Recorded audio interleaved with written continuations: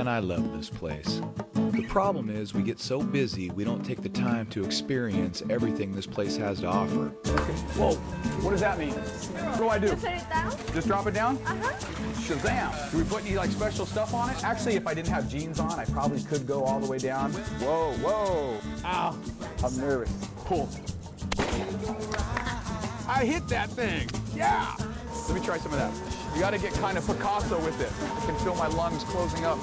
Come on now, Noah, 9! She's faster than me. My name is Noah. Come with me and let's explore a little bit of my hometown of San Diego.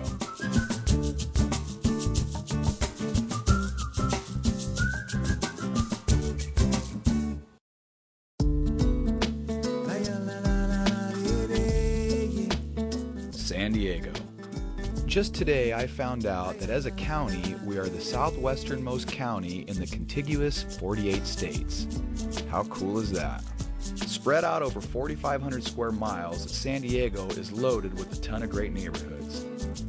If you head north on the 5 through town, the last neighborhood you'll hit before you leave San Diego County is Oceanside.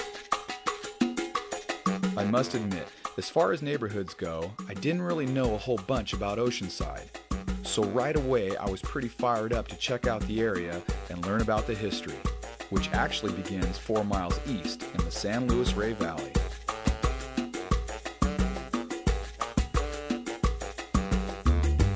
Dedicated on June 13, 1798, the San Luis Rey Mission was founded by Fathers Lasuen, Santiago, and Peri, under the leadership of none other than Father Serra. Out in front of the mission, I met up with Brother James Lockman, who told me a little more. Mission San Luis Rey is one of only 3 or 4 of the original 21 missions in California that is still a working Franciscan mission. It was intended to fill the gap between Mission San Diego and Mission San Juan Capistrano. Brother James said the first director of the mission was the young ambitious friar named Antonio Peri. Peri had visions that this area would one day become the center of a great city. So, with the help of the natives, he began to build, and once the mission was completed, it was pretty amazing. And actually the largest structure west of the Mississippi River until the 1840s, the building with the building of St. Louis, Kansas City, and eventually San Francisco. Eventually, Spain lost control to Mexico, and the Mission San Luis Rey went into decline, and Peri's vision was never fulfilled. Or was it? I always love to tell visitors when we're out here on a tour to look up on the hill here, and you can see a water tank, which is up near El Camino High School, and that is now, if you look on a map, the actual geographical center of Oceanside. Really? So here we are, 212 years later, and we are close to being at the middle of the city of Oceanside. Now that's pretty cool. Today, the mission is a great place to visit and find out more about San Diego's past. They have several artifacts and displays, including the friar's bedroom, which didn't look so comfy. They even have what is known to be the first pepper tree ever to be planted in California. Brother James was cool. Before I left, he gave me a tour of the grounds. There's lots to see here. While hanging out at the mission, I heard that this valley contained the largest waterfall in all of San Diego. And I thought, waterfall in Oceanside? So of course, I had to check it out. I met up with Mel Vernon, who is the chairman of the San Luis Rey Band of Mission Indians. Mel can track his ancestors back further than anyone I know. His family has been here since the beginning, and today he shared something with me very special. This is the Buena Creek Vista Valley. Water is part of our spiritual renewal to our culture and the people today. It's El Salto waterfall. I'm sure it had another Luiseño name. This is, I believe, the tallest waterfall that's closest to the coast in this area. It used to be a lot higher, but because of the quarry work and what's going on, it's lost maybe 40 feet, I guess.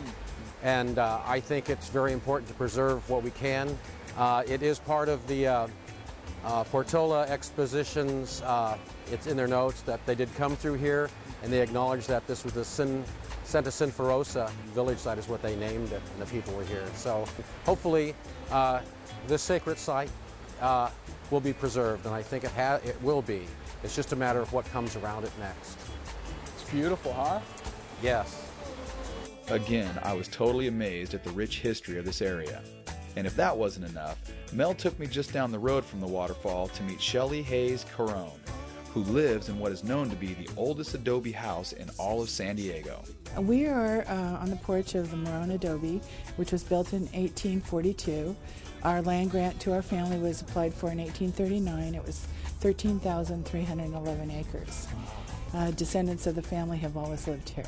Now, when Shelley says always, she means always. So your family, your great, let's go back a couple of greats. How are they important to San Diego? Well, 3 great-grandfathers ago, Juan Maria Osuna was the first mayor of San Diego, and he was the owner of the San Dieguito Ranch, which is now modern Rancho Santa Fe. Right. Well, so all of Rancho Santa Fe could really be yours. Well, no. It's very nice to have such a tapestry that was woven to so many families. And my 4th great-grandmother, her name was Maria Feliciana Abayo. She traveled with Anza to colonize San Francisco in 1775 and 76, and she became the grandmother of Pio Pico. Wow. So there are lots of tapestry threads that go all over California history. Awesome. And check this out. Remember the first pepper tree back at the mission?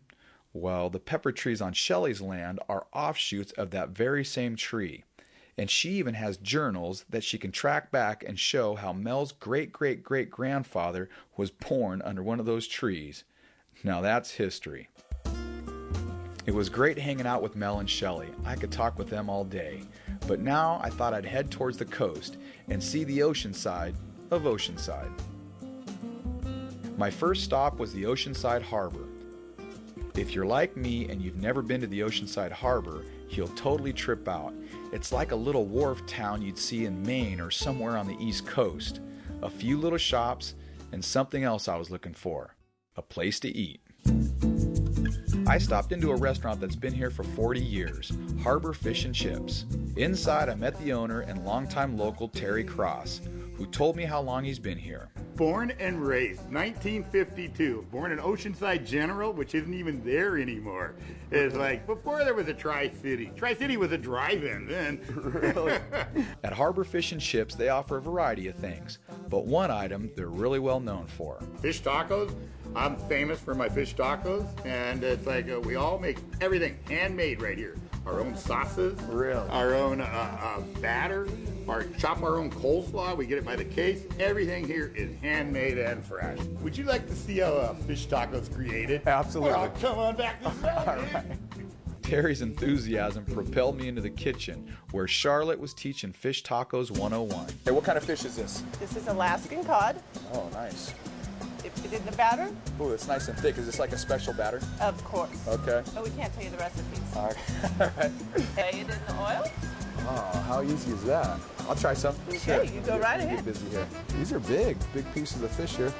You have to grab it at the very Oh, at the very tip? Yes. Okay. How much batter do I let drip off? Does it matter? That's good. Oh, you've done this before somewhere, haven't you? Now, how many tacos are we making? I need like a dozen. Okay, have you ever been down to like Mexico? Like great fish tacos down in Mexico? I'm gonna compare these to the Mexico fish taco. These look good. Boom. Now you have to take Terry's Now what do I do? homemade device. Okay. Okay, so I grab this. Yes. Okay. Put these right here. Yeah. Get them. Hey, get back here.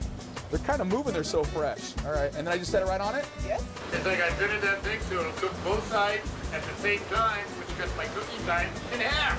Genius. Is that your idea? I built that thing. Each taco has 2 Nice and tortillas. warm over here. That's good. Okay, two tortillas per taco. I'm stressed just putting tortillas on the grill here. Don't tell me if it's all right, if it's not all right. Check our Oh, fish. let's check the fish. What do I do? Lift this up? Not quite, so I go back down? Golden brown, yes. Get over here. Have a fish. Hey, whoa. Shazam. Back to the tortillas. All right. French fries. Coleslaw. I'll try them both. Oh, right here. French fries. I see carrots. Is this a health food place? How's that? Whoa. Making a fish taco plate was a little more work than I expected, but I loaded up the cabbage, fresh salsa, lots of white sauce, and sat down to give it a try. So good, even better than Mexico. Terry's